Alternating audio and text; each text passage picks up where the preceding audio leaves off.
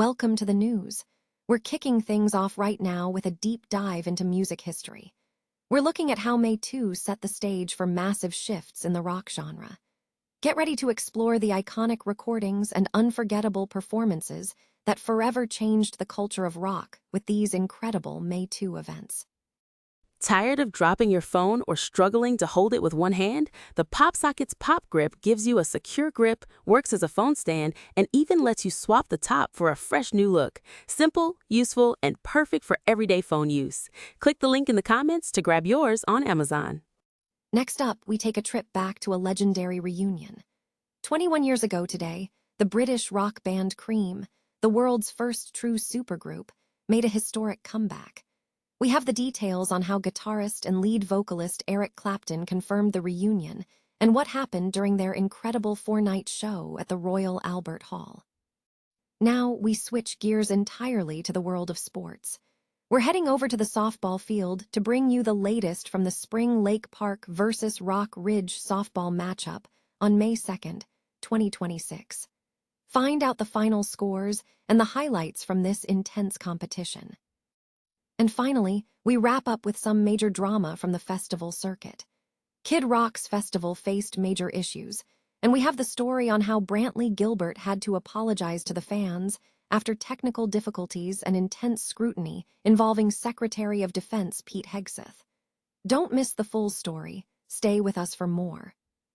Rock History Spotlight. May 2nd marks a pivotal day in music culture.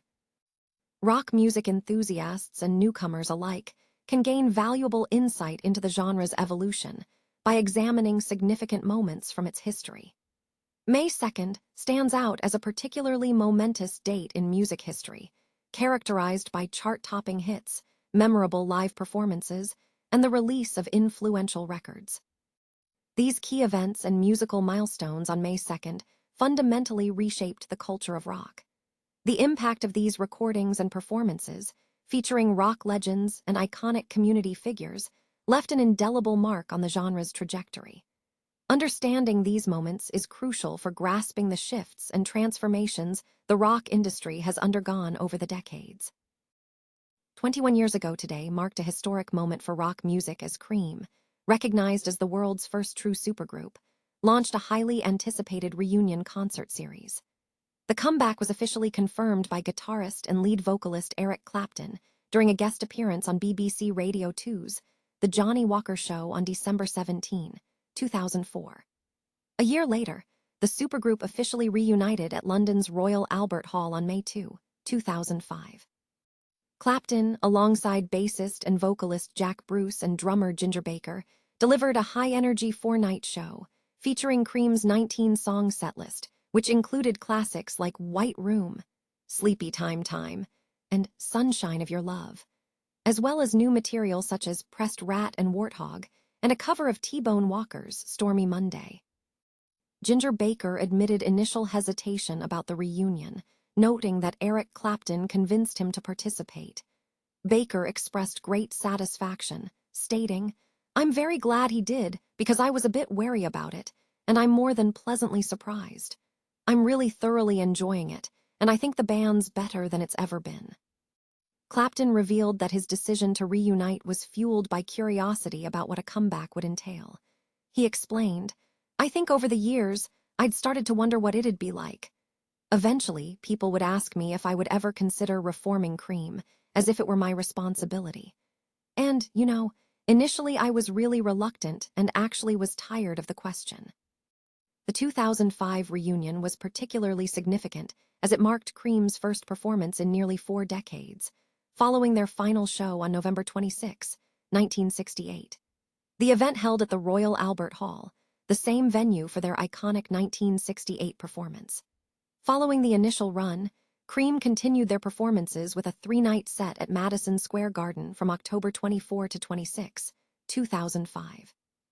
This run also proved to be the trio's final performance together, as Jack Bruce passed away in 2014 and Ginger Baker in 2019. In a recent softball matchup between Spring Lake Park and Rock Ridge, the final score was reported as 12-1. This game was recorded on May 2, 2026, and is featured in the Strib Varsity Softball Hub archives. The result indicates a decisive victory for the Spring Lake Park team over Rock Ridge. Kid Rock's recent festival tour has continued to face significant controversy, marked by technical issues and ongoing scrutiny related to the artist's controversial interactions with military figures. The tension peaked Saturday night at the Belleville, Texas, stop of the Rock the Country Festival. Country singer Brantley Gilbert was forced to pause his performance to apologize to the audience, addressing technical difficulties before re-engaging with the crowd, prompting organizers to plead for leniency over a preceding string of negative incidents. This event followed a particularly turbulent night for the tour, which had already attracted national attention before any music was played. The controversy stems from a Friday performance in Dallas, where Kid Rock's set began with a pre-recorded video featuring Secretary of Defense Pete Hegseth offering Kid Rock a ride in an Army Apache helicopter from the 101st Airborne Division, the same aircraft that had recently triggered a federal investigation.